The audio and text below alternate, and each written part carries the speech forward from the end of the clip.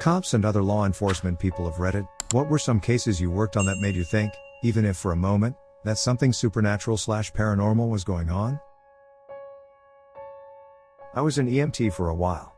We got a call about someone who was riding their bike at a breakneck speed when they hit a car headfirst without a helmet. We went over immediately. Despite the fact that it was broad daylight, and we were in the middle of suburbia on a Saturday, nobody even came to check on this poor guy. Seriously, the streets were empty. Usually, a massive crowd gathers around violent accidents like this. So, his skull was pretty much smashed in, and he was unresponsive. It was the worst head injury I'd ever seen. We assessed that he had a major skull fracture, a concussion, and he was bleeding profusely. He was also missing teeth and had a minor road rash, but fortunately, he wasn't missing much skin. To give you an idea of how bad it was, this was the kind of injury that most people don't survive. If you did survive, you'd basically be a crippled vegetable. Usually, we would have moved him off the road, but when someone has a head/neck injury, that isn't very safe. My partner, who was also training me as I was still kinda new, went to check his pulse while I began to unload our gear. He crouched down, felt for a pulse for a while, and then stood up and opened his mouth to say something. Suddenly, the guy jumped up. He didn't use his arms to pick himself up. He just jumped to his feet. It startled the two of us. He looked at us, smiled, and attempted to grab his bike. We tried to stop him, but we didn't exactly want to wrestle him to the ground, given his condition. He gets away from us and bolts into the woods without his bike. My partner was in even more disbelief than I was. He just stared at where the man had run off, mouth agape. Then he turned to me and muttered, "He had no pulse, man." I asked him if he was sure, and he swore up and down that the biker was clinically dead. We contacted the authorities for assistance, and they sent a search and rescue team into the forest. I don't know if he was found or not, because we usually don't get much information about patients after they go to the professionals. Keep in mind that this was the Pine Barrens, so they had a lot of ground to cover.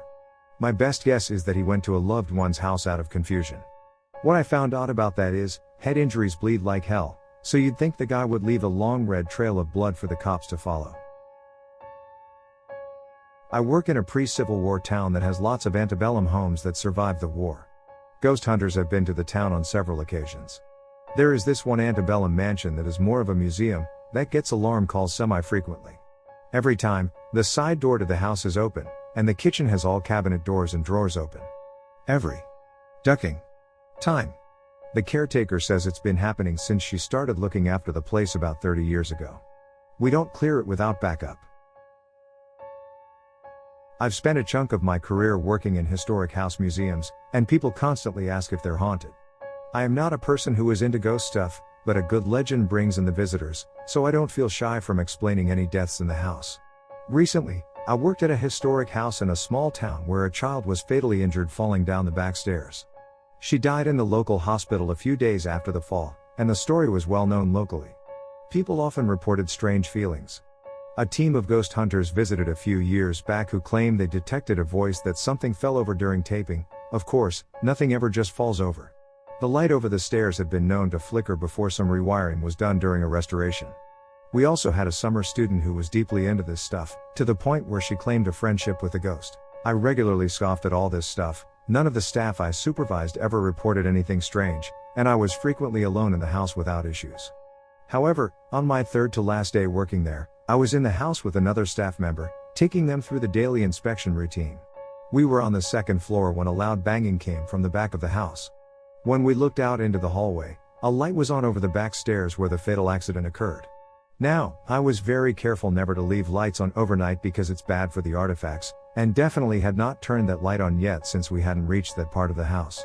I asked my colleague if she'd turned it on, and she said no.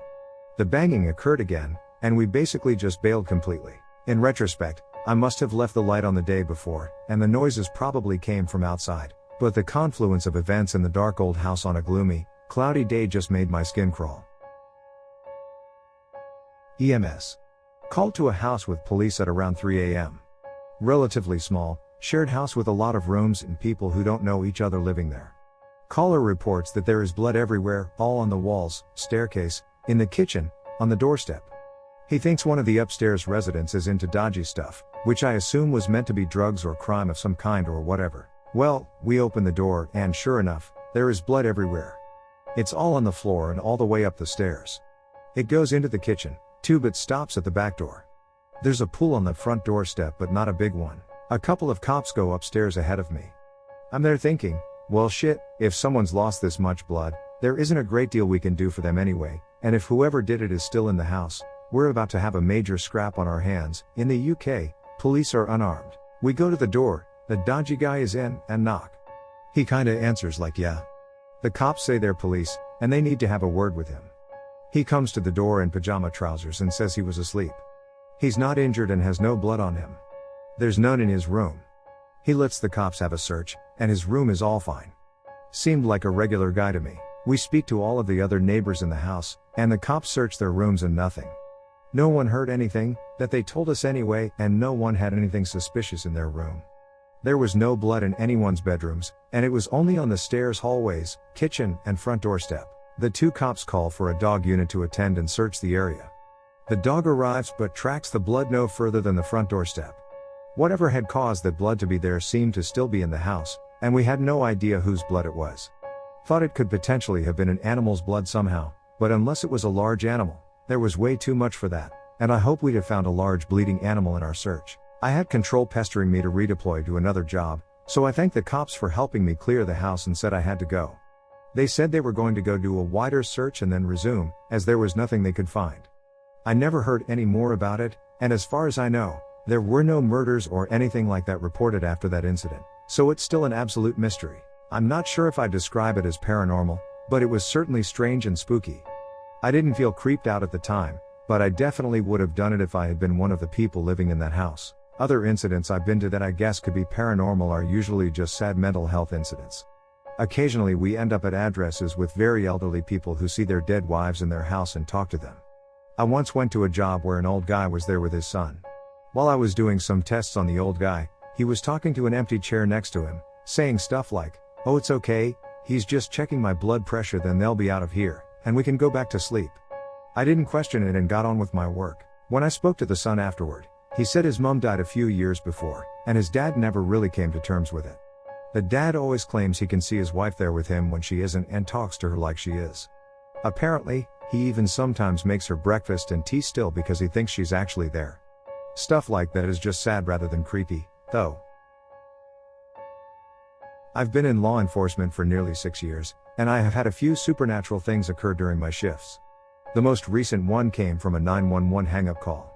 I was riding two men on a summer night, and it was probably around 2 or 3 a.m. when we get a call for a 911 hang-up. The only call comments were a call was placed to 911, and upon answering it, the person hung up. When dispatch attempted to call the number back, no one answered. The area in which I was working this night I have basically spent my whole career in. There aren't a whole lot of streets I have yet to respond to. However, I had never been to the address this call came from. They used GPS coordinates to find the closest location since the caller hung up. I had driven past this road many times but never actually revived a call from it. We pull up to this old dirt road, and it has a metal chain going across the entrance with a sign that says no trespassing. Because we have to figure out what is going on. My partner and I continue on foot up this long dirt/gravel road. The road was maybe about 100 yards long. The shitty part was that on each side of the road was a tall chain link fence. Why this was crappy was because now, my partner and I were walking down a fatal funnel. If there happened to be a guy waiting for us at the end of this road with, let's just say, an assault rifle, we would have no place to take cover. Thankfully this did not happen. We eventually reached the end of the road, and there are 2 houses on each side. At first, we believe one of these houses is where the 911 call had come from. As I am shining my flashlight at one of the houses, I see a figure move from inside. Instantly I'm like, oh shit, people actually live back here. As I thought for sure the houses were going to be vacant. Shortly after, a man and a woman walk outside and ask what is going on. We told them we received a 911 hang-up call from address 123 Main, made up, and asked if they had called. The man tells us his address is 124 Main, and the one across the street is 125 Main, which he says is vacant. He proceeds to tell us there is a 123 Main which is basically in the middle of these tall weeds/forest looking area just to the north of his house. He says the house is vacant and run down and can only be reached on foot. I ask him how far away it is from his house, and he says probably a couple of football fields away. Now while all this walking/investigating was going on, we had received 2 more 911 hang-up calls. Same address. Same result. Before we made this trek out into the middle of the woods, we called for another car, and eventually, another two-man unit responded. The four of us now wandered out into the woods, two of us with our assault rifles out, and followed a barely beaten path to where we assumed we would find a house. Fighting spider webs and low-hanging tree branches, we eventually reach our destination. I am terrible at describing things, but this house was straight out of any horror movie you want to imagine. It was rundown. Had a tree that had fallen through the middle and had now become incorporated with the house throughout the years. The house was nearly falling apart and was completely overgrown by greenery. Having come this far, we decided to continue on, even though we were pretty sure the house would be vacant. After fighting through some thick brush, we find our entrance. We each have to climb over some fallen brick walls and other wooden shit before we actually make entry. My biggest fear at this point is this stupid rotten house collapsing on itself and being trapped inside with no one being able to find us. We searched the entire house, and like we thought, no one inside. And when I say we searched the entire house, I mean the entire house. Nothing was left unchecked. Feeling satisfied, we all climb our way back out of the bullshittery and start heading back towards where the two original houses were. As we walk back, dispatch radios us and tells us they received another 911 hang-up call coming from the same address. This time dispatch tells us they were able to make a call back, and when the person answered, they could hear what sounded like a child playing on the phone. The four of us looked at each other and decided we were done with this call. We had done everything we could up to that point and were not about to get called back into possibly a demon's house because a child was on the phone. We clear the call and don't receive any more 911 hang-up calls for the rest of the night. Fast forward maybe 6 months, and it's dead-ass cold winter. 911 hang-up from the same address. This time it's 3 guys who weren't there previously and me. I tell them the story of what happened, and all 3 are super psyched and want to check it out. The 4 of us walk back out to this house, now much easier to get to since the cold had killed off a lot of the greens. The 3 of them decided to go into the house, and I waited outside as I already had my fun. They don't make it too far once they realize this house is about to collapse on itself. We all leave again. No call back from a child this time. If I ever go out there again, I'll try and get a picture of the house just so when I tell other people this story, they can have a better understanding of how fucked this house actually is.